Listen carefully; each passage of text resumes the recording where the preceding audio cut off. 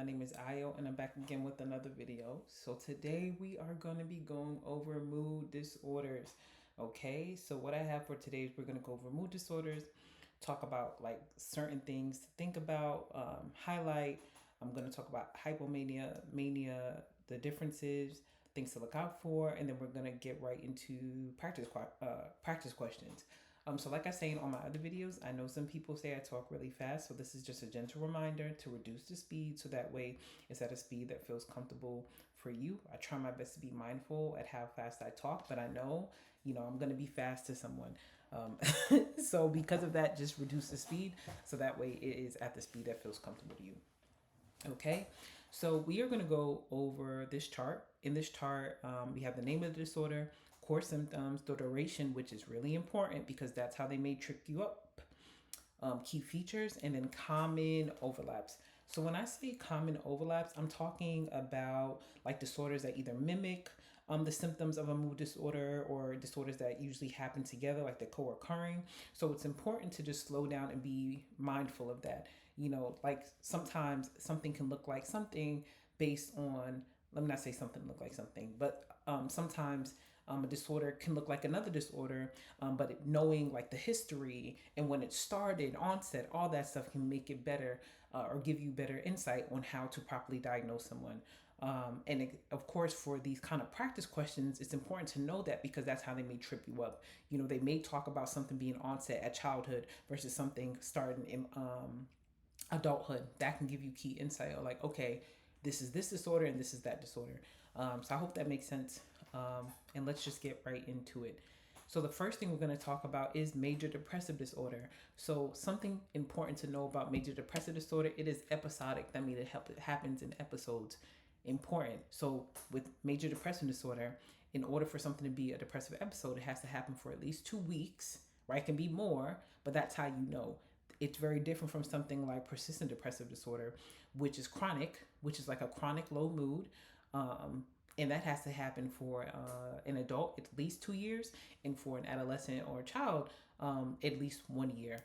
Different, right? So sometimes people like to talk about PDD as low grade depression. I don't know if I would consider it low grade depression, but it's a more chronic condition versus major depressive disorder. But for major depressive disorder, core symptoms are depressed mood, anhedonia. So what is anhedonia? Lack of pleasure, no longer want to do the things that a person used to enjoy. So let's say a person used to like working out and being around their friends, and now they no longer want to do that, right? That looks like anhedonia. Having appetite shifts. So let's say a person no longer wants to eat or loses their appetite, or they are really hungry all the time. Sleep changes, sleep disturbances. Let's say a person is sleeping all the time, sleeping 10, 12, 13 hours, or let's say they can't sleep at all, they have insomnia, right? That can be a core symptom of depression. Let's say a person has intense guilt, feelings of worthlessness, low energy, poor concentration, and then suicide ideation, right? Those are core symptoms. So for major depressive disorder, right, a person has to at least have 5 of those in order for it to be considered depressive episode. It has to last for at least 2 weeks, and then it has to happen for most days or nearly every single day. That's how you are able to distinguish it's major depressive disorder. So common overlaps can look like grief. So let's say a person just lost someone. They may have some of these symptoms.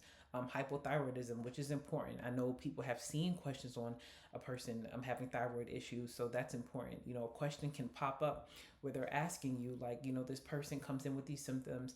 They've never gotten their thyroid checked out. What do you think is the next thing you do, right? The answer is going to be something like refer them to go see a physician. That's going to be the answer.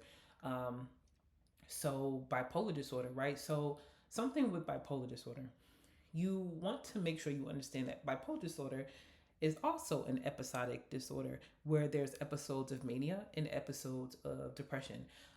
Even if a person only had one manic episode in their life and they never had manic episode again, but they keep having depressive episodes, it would still be considered bipolar disorder because they had an episode of mania in their life before.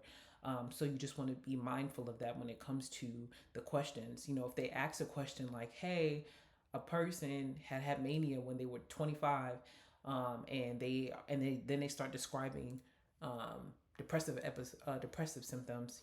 They're trying to get trick you. And then, the answer would be bipolar one if they've had mania in their life. But they keep having depressive episodes. When you're doing the diagnosing, they ask you what was the most recent episode. So there's ways to differentiate when you're actually doing like assessment diagnosis and you're trying to chart for people and stuff like that. But just key things to remember. So next, so persistent depressive disorder, so PDD. So like I said before, it's more chronic, right? Chronic low mood, having low self-esteem, hopelessness, low energy, fatigue, that kind of stuff. You can also have sleep stuff pop up here. But the difference here is that, like I said before, PDD, chronic, has to be 2 years or more for an adult, 1 year, at least 1 year for a teen or children. Symptoms are never absent for more than 2 months, right? They cannot be absent for more than 2 months at a time. So with this, sometimes people can have both PDD and major depressive disorder. So thinking about like major depressive disorder being episodic, that means it comes and goes. PDD is more chronic. Also, sometimes people can have anxiety with this and stuff like that. So just stuff to look out for. So next we have bipolar I disorder. So with bipolar I disorder, right, they have to at least had mania, one manic episode in their lifetime. So mania has to happen. These symptoms have to happen for at least 1 week. It can be more than 1 week. A person can be manic for a month. That can definitely be real. Definitely can happen. So what does mania look like? High, euphoria, euphoric feeling, high energy, feeling grandiose, right? Decreased need for sleep. So with bipolar I, right? A person not sleeping, they're not sleeping and they don't feel like they need to sleep. That is very different from not sleeping and you feel like you need to sleep. Like they're not sleeping and they're able to get so much stuff done. You like, what the heck? You know what I mean? So those are the kind of things that pop up. You can see an increase in risky behavior, impulsivity, buying a whole bunch of stuff. So like I said before, it has to happen for at least 1 week. And also too, hospitalization usually pops up. A lot of times to diagnose this, hospitalization had to happen or is needed in order to justify the diagnosis. Also with bipolar I, there's a risk of psychosis. With bipolar II, no psychosis, right? Those are the key differences. So no psychosis. Common overlap or things to look out for, substance use.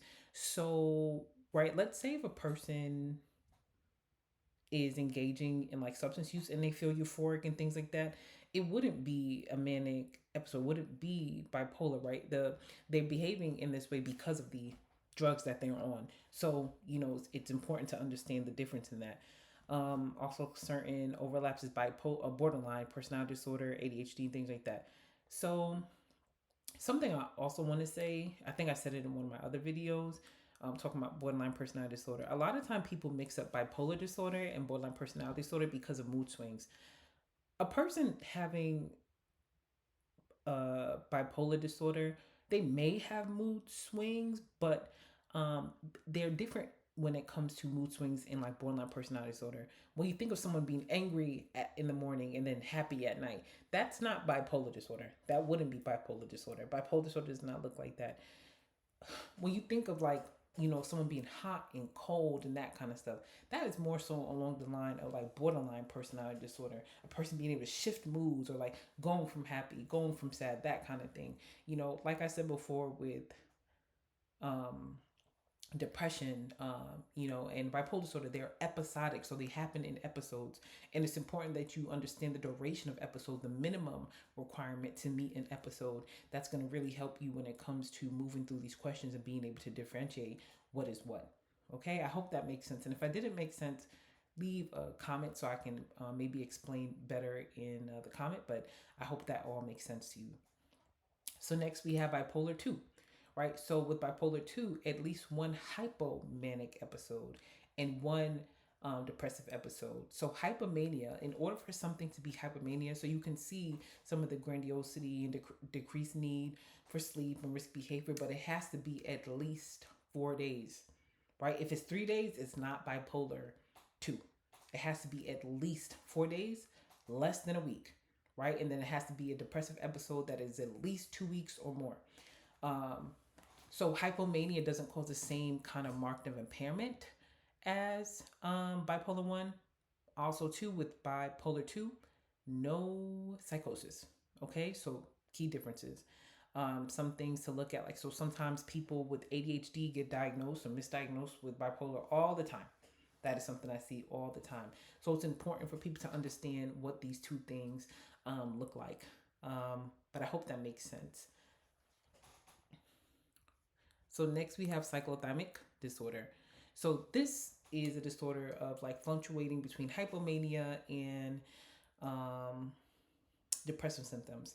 A person does not meet the full criteria for either. So they don't meet the full criteria for mania and may not meet the full criteria for like a depressive episode. But they're shifting, like it's a fluctuating between hypomania and depression. So it has to be at least 2 years, 1 year in young people. Something to think about when it comes to this disorder is, chronic mood instability. No symptom free time, for more than 2 months. So it has to actually be less than 2 months. So, there's no times of being symptom free. So the same thing like in dysthymia that I talked about, like that 2 month mark, like the symptoms cannot be gone for 2 months or more. And common overlap or kind of misdiagnosis is bipolar II, that is a common one, and borderline personality disorder. So I hope that makes sense. So like now let's try to understand these. I have two more that we're gonna go over, but like understanding like cyclothymic disorder, bipolar II, bipolar I. We think of cyclothymic disorder, think about fluctuating between hypomania and depression. It's shorter. A person doesn't meet the criteria for bipolar II, like in terms of the mania part, right? They also don't meet the criteria for depressive episode. So they're just fluctuating between those two. It's something that's chronic. So they're going back and forth, up and down. And because of that, sometimes they get misdiagnosed with borderline or bipolar II and stuff like that if a person is not aware of how long the symptoms for. So like let's say if there's a question where the hypomania only lasts 2 days, right? Let me not say hypomania. The hypomania only lasts for 2 days. It can't be bipolar II, right? It can't be bipolar I. It's more likely cyclothymic disorder. So things to think about. And next we have disruptive mood dysregulation disorder. So this is something, right? Severe temper outbursts, chronically irritable. This, you only can diagnose a child. Okay, so don't get tripped up. Don't see a question where they have this and they say like a 40-year-old person is experiencing these things and you see disruptive mood dysregulation disorder. To cross that out immediately because this is a childhood diagnosis. Okay. Symptoms have to happen for at least a year, so 12 months. Onset before age 10. And diagnosis is usually between the age of 6 to 18. So common overlap or misdiagnosis is ADHD as well as oppositional defiant disorder. Okay, things to think about. And lastly, which I think some diagnoses that people forget is PDD, PMDD, premenstrual dysphoric disorder. So mood swings, irritability, anxiety, depression prior to menstruation. That's an important part. Symptoms present in most cycles in the past year, right? So most times that the person has their cycle, they're having these mood swings and irritability, anxiety, and things like that. It improves shortly after menstruation starts. Okay, though that is important to kind of help with the diagnosis. And common overlap, so not overlap, but things to look out for. Thinking about PMDD, MDD, PMS, watch timing. That's going to help you be able to differentiate what they're asking for. Thinking about like if they say something lasts for 3 weeks, unless somebody has, let's say, some disorder regarding their menstrual cycle, it's more than what am I trying to say? It's not likely that it's PMDD. So things like that. So understanding the timing. So these are what we're going over today. So mood disorders. So we got major depressive disorder, persistent um, depressive disorder, bipolar I, bipolar II, cyclothymic disorder, disruptive mood dysregulation disorder, and premenstrual dysphoric disorder. So key things to look out for. So I just want to do this quick refresher on mania that I talked about before, mania and hypomania. In order for something to be hypomania, it has to happen for at least 4 days. If it's not 4 days, then it's most likely maybe cyclothymic disorder or something else. Don't get tripped up on that. Mania has to be at least happen for a week, or any if it's hot. Like sometimes they say if the person has been hospitalized, that just gives you key indication right there that it's mania. There has to be noticeable change, right, in hypomania, but not severely impairing. Mania severely impaired. That's why they need to go to the hospital. Okay, key difference. In hypomania, no psychosis. In mania, maybe psychosis. In hypomania, you don't have to be hospitalized. In mania, often required to be hospitalized. Okay? So things to look out for, like I said before, the mania versus hypomania, substance-induced symptoms. Rule out mood symptoms caused by drug or medical conditions. Important. Persistent versus episodic, like I talked about before. Dysthymia, persistent low mood. Major depressive disorder, episodic. Irritability in youth, so it can appear in both depression and DMDD. Okay, so I know I talked about a lot, and I know this video is probably longer than the usual, but I hope that this information is helpful and you're taking in the content so that way now you can tackle these questions. Okay, so now we are going to get right into our practice questions. Oh, sorry, and psychosis. I talked about that already. Okay. So next. So question number 1. A 29-year-old woman reports feeling empty and unmotivated for the past 3 weeks. She has trouble sleeping, feels guilty about minor things, and has thoughts about dying. These symptoms interfere with her job performance. What is most likely the diagnosis? Is it dysthymia? Is it major depressive disorder? Is it cyclothymic disorder or adjustment disorder? So let's see. So this person feels empty, unmotivated. This has been happening for 3 weeks. Having trouble sleeping, feeling guilty about nothing, had thoughts about dying, and it's impacting daily functioning. What do you think it is? Is it adjustment disorder, cyclothymic disorder, major depressive disorder, or dysthymia? Can't be dysthymia because it doesn't say that these symptoms have lasted for 2 years or more. This is an adult. The person's 29, so they're an adult. So dysthymia has to happen at least for 2 years. Cyclothymic disorder, we don't see anything about any kind of mania at all, hypomania or anything like that. So it can't be cyclothymic disorder. Adjustment disorder, wouldn't give it an adjustment disorder because it seems like an adjustment disorder would look a little bit different from this. So what do we think it is? It looks like this person's having episodic,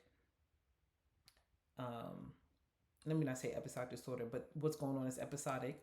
So what do you think it is? So the correct answer would be B. Okay. It would be depression. Major depressive disorder. Okay, if you're not, oh, sorry, I used black. It would be B. Let's look at it. The person is feeling empty, unmotivated the past 3 weeks, sleep issues, feeling guilty about minor things, so intense guilt, thinking suicidal ideation, things interfering with their job and stuff like that. It's most likely B. Next, a 35-year-old man is brought into the ER and after he has maxed out his credit cards on luxury items, slept only 2 hours per night for a week, and told his friend he's starting $1 billion tech company. He appears euphoric and irritable. What is the most like? Oh, what is the most likely diagnosis? So do we got bipolar one, bipolar two, narcissistic personality disorder, or schizoaffective disorder? So he got taken to the hospital, right? So we don't have how long the mania has lasted, but he's been hospitalized. So because he's been hospitalized, it's more than it's unlikely that it's bipolar two, right? Narcissistic personality disorder, I think we would need more information in order to diagnose that.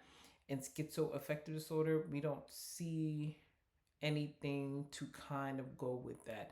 So the answer here would be bipolar one. So we see sleep stuff, grandiosity. Hold on, let me do this. Feeling like they can do anything. The person feels euphoric and irritable. It's most likely A. So here, right, I know that we may not be meeting,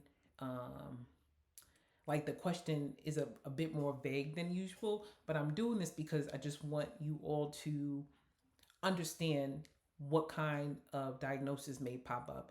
And sometimes we may see stuff like this where, let's say they don't have exactly 6 symptoms, but it's asking you what is the what most likely does this person have. You want to go for that. This person was hospitalized. Like I said earlier, if this hospitalization is bipolar one.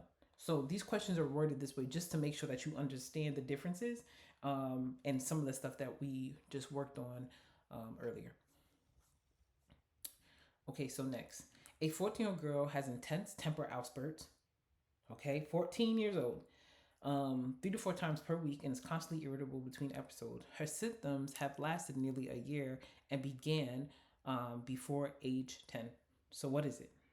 Is it oppositional defiant disorder, bipolar II, disruptive mood dysregulation disorder, or generalized anxiety?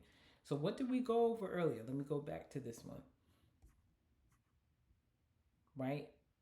Severe temper outburst, chronically irritable, childhood diagnosis, symptoms have to last for a year, onset before the age of 10, diagnosis between 6 to 18. The correct answer here would be disruptive mood, where is it? Sorry, disruptive mood dysregulation disorder. This is just something you just got to make sure you remember, the different changes, or the key symptoms, right? Onset before 10, diagnosis between that age mark, and that kind of stuff. Okay, next. A 22-year-old client reports episodes of high energy and racing thoughts that last 3 days. He also has episodes of deep depression. He denies ever needing hospitalization or experiencing hallucination. What is most likely the diagnosis? So is it bipolar 1, cyclothymic disorder, bipolar 2 disorder, or ADHD? So remember what I said before. If the mania lasts less than 4 days, it is not qualified to be bipolar 2. So here we have 3 days. So if it can't be bipolar 2, definitely not bipolar 1. You don't see anything to say it's ADHD. It got to be cyclothymic disorder. But here, I put this question here just so you remember that if the mania does not last for at least 4 days, it cannot be bipolar 2. It has to be 4 days, less than a week. Okay? Things to remember. And lastly, we have, sorry, computer froze. So a client says they feel low and sluggish pretty much all the time. This has been going on for over 2 years. They say it's just how I've always been. They never had any mania or manic or hypomanic episodes. What is most likely the diagnosis? So is it dysthymia, major depressive disorder, cyclothymic disorder, or an adjustment disorder? So remember what we said before. This is a client. They feel sluggish. This is how I've always been. This is how I feel all the time. It's been happening for over 2 years. So I know I didn't give you the age of a person, but we know it's been happening for over 2 years. They don't have any kind of mania. So what is it most likely? A chronic low mood. It's most likely dysthymia. Okay. So I hope that made sense. I hope this was helpful. Okay. I know I talk fast and I apologize for that, but hopefully you slowed it down so that way you can answer these questions. So tell me how you did. If you answer these questions, tell me how you did, how many you got correct. I'm going to go back to the chart so maybe people can take a screenshot. So let's see, I'm going to pause here a little bit and then come up to the top. Okay, so that's all I have for you today. I hope this was helpful. Be on the lookout for my next video, and I'll see you all real soon. Bye-bye, and good luck on your studying and licensing journey.